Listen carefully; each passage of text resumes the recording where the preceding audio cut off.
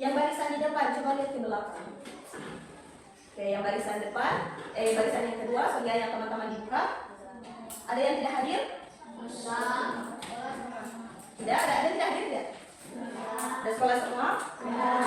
Oke, hari ini orang belajar tentang magnet.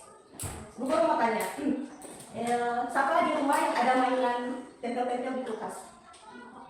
Atau ada yang pernah lihat? Pernah lihat? Nah, itu kenapa dia menempel di kulkas? Karena ada magnet, karena ada gaya magnet. Nah, kulkas itu di pintu, kulkas pintu itu mengandung baja. Magnet dia menempel pada baja. Nah, anak-anak pernah lihat magnet tidak? Pernah bermain magnet? Nah, hari ini topik pembelajaran hari ini tentang magnet. Ada yang tahu magnet itu apa?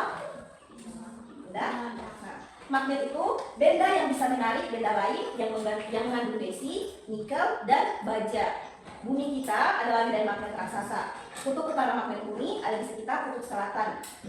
Makanya jika kita menggunakan kompas akan menunjuk ke utara. Magnet memiliki dua bagian sisi S dan bagian sisi U. S itu dikatakan sebagai kutub selatan dan U dikatakan sebagai kutub utara. Nah, sifat utama magnet mempunyai sifat utama yaitu tarik menarik antara kutub U dan kutub S, kutub utara dan kutub selatan. Apabila didekatkan, dia akan menempel atau tarik menarik, dan dia akan tolak menolak apabila kutub utara dan kutub utara bertemu atau kutub selatan dan kutub selatan bertemu. Itu dia tidak membuat tempel, dia membuat pisah. Tahu tidak? Nah, dia membuat jauh, dia tolak menolak. Kalau tarik menarik, dia mau kasih dekat, itu magnet lagi mau mendekat. Nah, hari ini Ibu Guru ada tugas untuk anak-anak semua. Ibu Guru sebelum magnet. Jadi anak-anak akan menganalisis sifat-sifat magnet dari percobaan. Ada yang di benang, baja, kulit kertas, ada kertas juga, ada plastik, dan ada cincin. Sebentar anak-anak akan praktekkan mana itu magnet menempel dan tidak menempel apabila didekatkan dengan benda. Boleh? Boleh. Dari ini terlebih dahulu. Bisa. Ini percobaan pertama kepada baja. Bisa. Dia percobaan kedua. Benang. Kepada menang. Kertas. Habis itu percobaan kepada magnet. Magnet pada plastik. Plastik.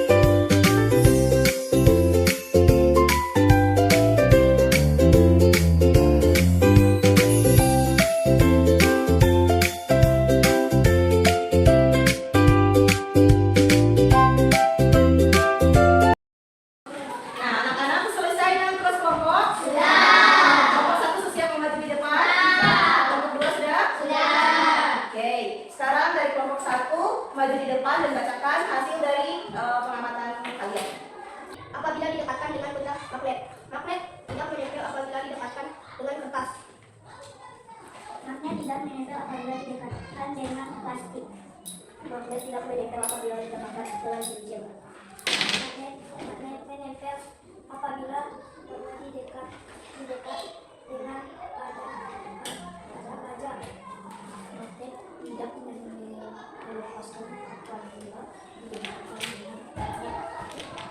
Oke, tepuk tangan untuk kelompok 1. Sekarang kelompok 2 maju di depan.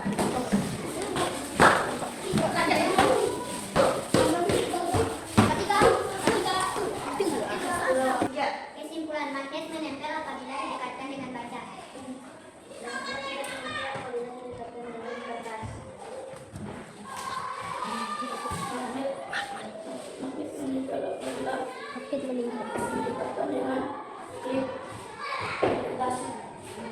tidak menempel apabila didekatkan dengan gas pelajar.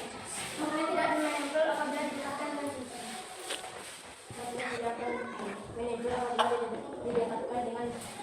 Oke, tepuk tangan untuk kelompok 2.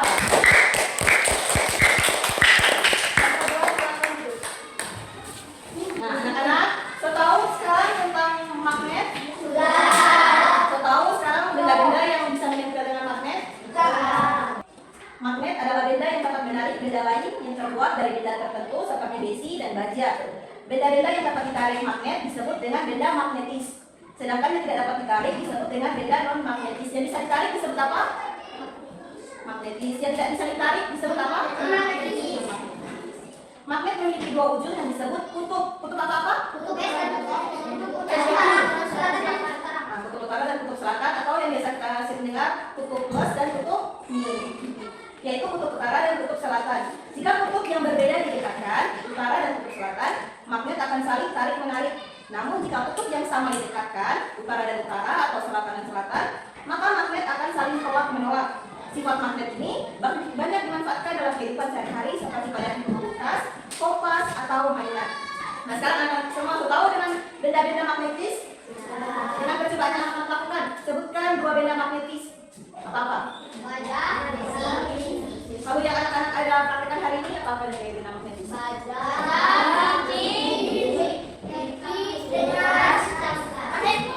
Kalau yang non-magnetis ada apa saja?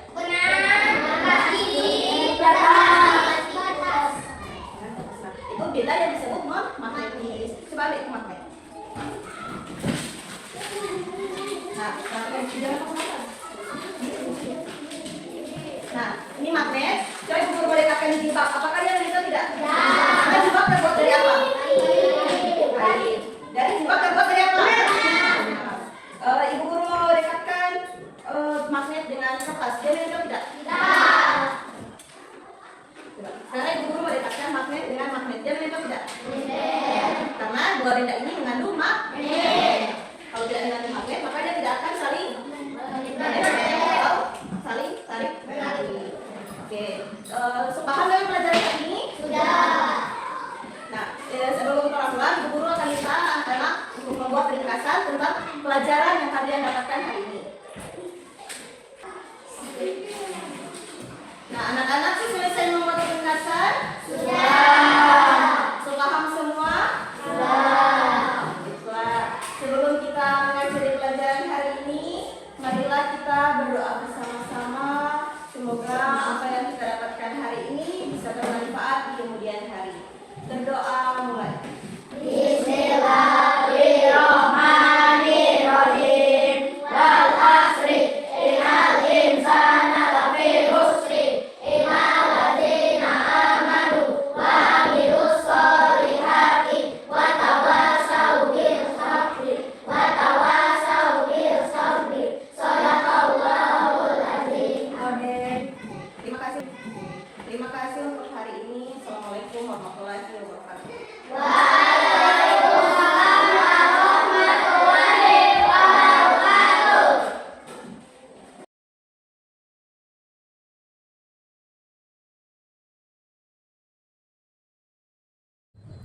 Bagaimana strategi yang dapat dilakukan guru agar pembelajaran tetap menarik ketika media konkret tidak tersedia di sekolah? Beberapa strategi berikut yang saya lakukan tanpa bergantung pada media yang harus dibeli. Yang pertama adalah memanfaatkan lingkungan sebagai sumber ajar. Contohnya, pada pelajaran IPA, ajak peserta didik untuk observasi langsung di halaman sekolah. Dan untuk pelajaran matematika, bisa menggunakan ranting atau kerikil sebagai alat berhitung. Yang kedua, menggunakan barang bekas yang dibawa peserta didik. Saya akan menugaskan peserta didik untuk membawa barang bekas dari rumah sesuai tema pelajaran. Misalnya, tutup botol untuk membuat kreasi bunga, dan kardus bekas untuk dijadikan bantalan pada pembuatan kerajinan. Yang ketiga, mengoptimalkan tubuh dan suara saya sebagai media. Terapkan metode bermain peran, bercerita, menyanyi, atau game edukatif. Contohnya, materi pecahan diajarkan dengan gerakan membagi kelompok. Prinsipnya sih, keterbatasan media dapat diatasi dengan penguatan metode dan kreativitas guru. Pertanyaan yang kedua, mengapa guru perlu melakukan inventarisasi sarana yang ada sebelum merancang media pembelajaran baru? Inventarisasi sarana perlu dilakukan karena 3 dasar utama. Yang pertama, efisiensi anggaran dan tenaga. Banyak di sekolah sebenarnya memiliki sarana yang tidak terdata dengan baik di gudang atau kelas lain.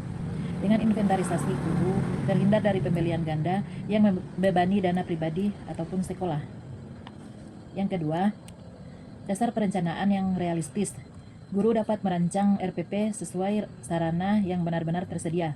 Hal ini mencegah ketidaksesuaian antara rencana dengan pelaksanaan di kelas yang dapat mengganggu pencapaian tujuan pembelajaran.